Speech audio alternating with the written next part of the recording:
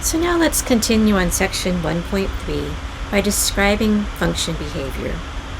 It's easy to describe the behavior of a function if you think of the graph of a function as a roller coaster that you're riding from left to right. So this is a common experience that probably most of you have had, and it really helps, I think, when you're stuck trying to think about how you want to describe the behavior of a function. So let's see how we can apply this roller coaster idea to the graph of a function. In calculus, one of the things you'll learn how to do is how to describe the behavior of functions very precisely. And basically, you're looking for areas where a function is increasing, in other words, going up, decreasing, going down, maximums, meaning highest points, and minimums being lowest points. So if you think about this graph as a roller coaster, if we start here on the left, we're definitely going down all the way until we hit 1. So an area of decrease would be from the left side of the graph, which starts as infinity, all the way until x is equal to 1. After that, if we look at the graph again, we're no longer increased, but think about being on the roller coaster. After 1, we begin going uphill. And so from 1 to 3, and again, we're looking at describing it along the horizontal axis. From 1 to 3, we would be going on an uphill track. And so we would be increasing from 1 to 3. What happens at 3? Well, at 3, we begin to dip again. We're going downhill again. So from 3 to 4, we have another area of decrease. And finally, if you think about what happens toward the end of the ride, after 4, we're clearly on an uphill swing. And so after 4, and continuing on to infinity, the graph is going uphill. So that's as easy as it is to describe areas of increase and decrease from a graph.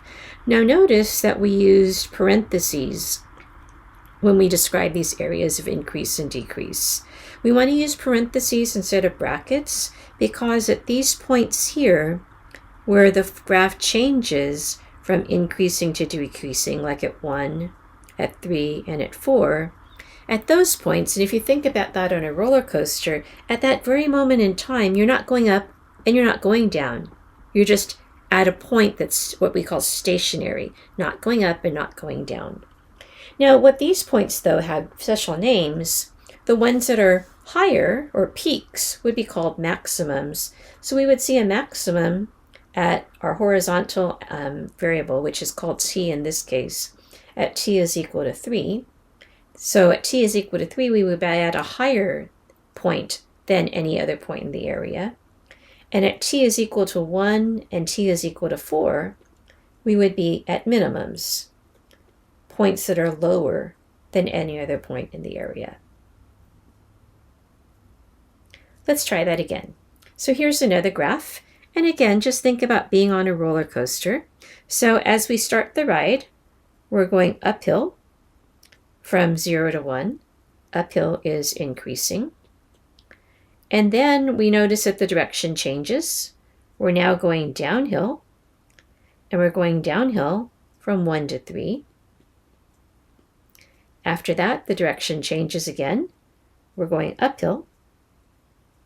And we're going uphill from 3 to 5. So another area of increase from 3 to 5.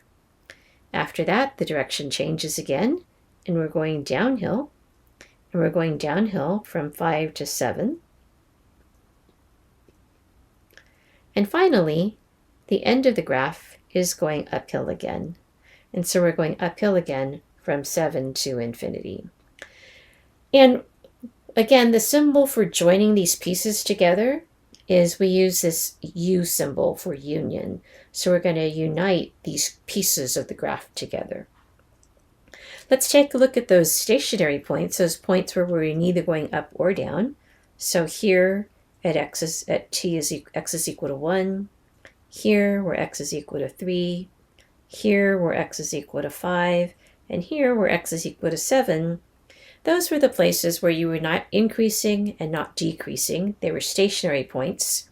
We can see that the 2 points here, where x is equal to 1 and x is equal to 5, are maximum values, in other words, high points. And these points here, where x is equal to 3 and x is equal to 7, are minimum points, or in other words, low points. And that's as easy as it is to describe the behavior of a function. So now it's time for you to give a couple of problems a try.